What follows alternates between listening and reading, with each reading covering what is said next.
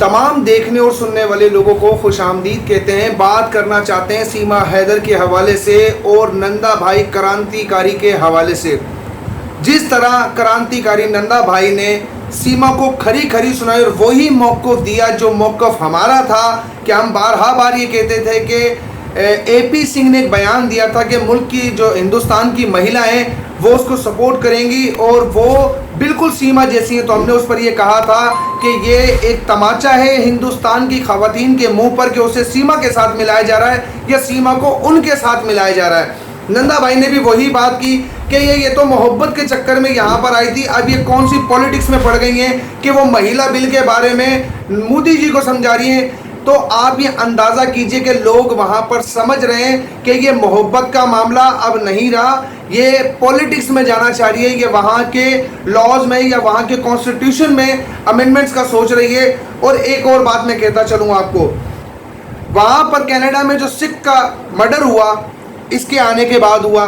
आपने देखा कि वहाँ के ताल्लुकात कनाडा के और भारत के ख़राब हो गए। अब भारत के और अफगानिस्तान के ताल्लुकात में भी गड़बड़ पैदा हो गई कि अफगानिस्तान ने अपना सफ़ीर वहाँ से इंडिया से बुलवा लिया है। मैं आपको बार एक ही बात कहता आया हूँ कि देखें, मोहब्बत बहुत सारी देखी है, हम भी ये मान लेते हैं कि मोहब्बत है। अगर ये खातून खामोश होकर बैठ जाती है, अलबत्ता खातून कहकर गाली देने के मतलब ये बदकिरदार औरत है। और नंदा भाई ने जिस तरह इसको गालियाँ दी हैं और जो इसके बारे में कहा है कि 4 खसम लेकर आई है और ये बच्चे पता नहीं लेकर आ गई नीले पीले काले, और उसके बाद जिस तरह की इसके अंदर आग है वो उसको जेल में डालेंगे, वही मतलब इस किस्म के अल्फाज इस्तेमाल किए गए हैं इसके लिए। और मैं ये कहता हूँ कि ये इसी के लिए डिज़र्व करती है, इन्हीं अल्फाजों के लिए डिज़र्व करती है जो नंदा भाई ने इसके लिए अल्फाज इस्तेमाल किए। बहुत सारे लोग पहले ये बात नहीं कहते थे कि AP सिंह इसका भैया नहीं है, अब ये बहुत सारे लोग ये कह रहे हैं कि AP सिंह वाकई इसका भैया नहीं है, सैया कोई कहीं और बैठा होता है, भैया इसके बराबर में बैठा होता है। हर वीडियो में ये एक ही बात कहती है,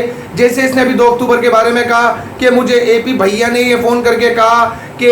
गांधी जी ने इस दिन जो है वो किया था तो हमें भी झाड़ू लगा के बताना चाहिए। तो ये हर तरह से कंट्रोवर्शियल रहना चाहती है, आप लोगों के दरमियान रहना चाहती है। और यही मौक़िफ़ आप हिंदुस्तान के कई लोग अपना रहे हैं कि ये जेल में होनी चाहिए थी। एक बिना पासपोर्ट के ये हिंदुस्तान में घुसी, ये बंदी कौन है जिसे इतना प्रोटोकॉल और इतनी चीज़ें न्यूज़ वाले दे रहे हैं। अब इस वक्त पर इसके साथ जो सलूक हो रहा है वहाँ पर यकीन मानिए वो छुपा हुआ है, चंद दिनों में वो भी वाज़ेह हो जाएगा कि इसकी एक ऑडियो जो लीक हुई, जो बाद में कहा गया कि ये फेक है, कि जिसमें कहा कि मैं अब कहाँ जाऊँ और मुझे सचिन का बाप मारता है,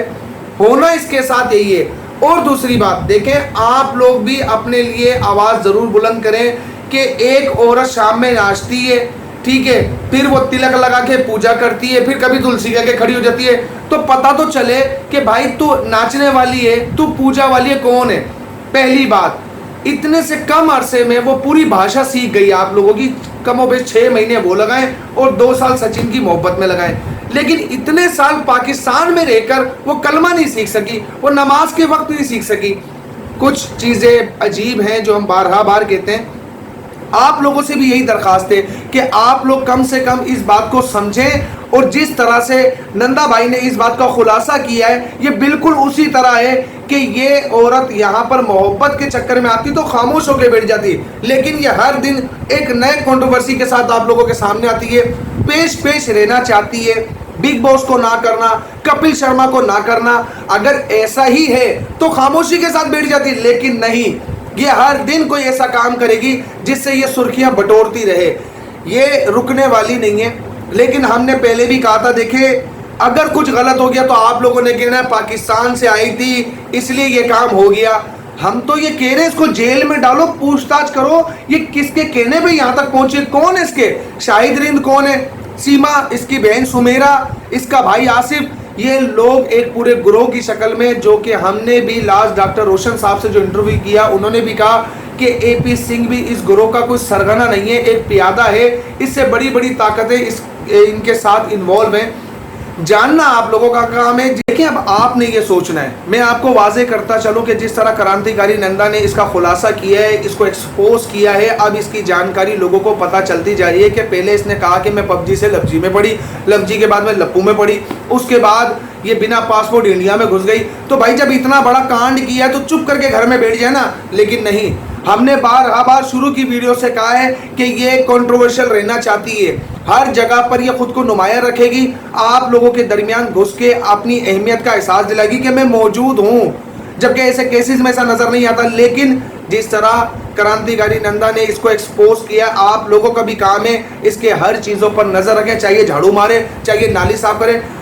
मैंने लास्ट वीडियो में भी कहा, इससे पहले अटेम्प्ट तो ये करवाएं कि उसको बोले गाँव मूत्र पिए और लाइव कैमरों के सामने निकलता हुआ, वरना हमें तो ये भी शक है कि एपी सिंह वाकई, कहीं हमारे एक दोस्त ने कमेंट में कहा था कि वो तो ड्यू डालकर दे देगा और बोलेगा ये गाँव मूत्र है, लेकिन ऐसा ना करें, लाइव कैमरों के सामने ये खुलासा करे कि हाँ ये गाँव मूत्र निकल रहा है, देखें मैं आपके सामने पूरा मीडिया खड़ा हुआ है, मैं आपको पी के दिखा रही हूँ, अब मैं सनातन में आ चुकी हूँ,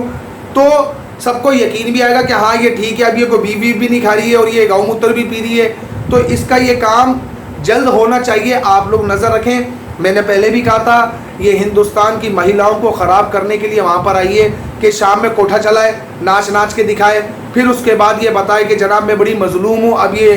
बीमारी का नाटक करिए, मुझे यहाँ से भेजा तो मैं सुसाइड कर लूँगी, मैं मर जाऊँगी। ये ड्रामेबाजी रुकने वाली नहीं है, हम बार कह चुके। लेकिन खैर, आप अपनी राय का इज़हार कमेंट सेक्शन में ज़रूर कीजिएगा। मिलते हैं अगली वीडियो में, तब तक के लिए अपना बहुत सारा ख्याल रखिएगा, लेकिन उससे पहले हमारे चैनल को सब्सक्राइब ज़रूर कर लीजिएगा। अल्लाह हाफिज़।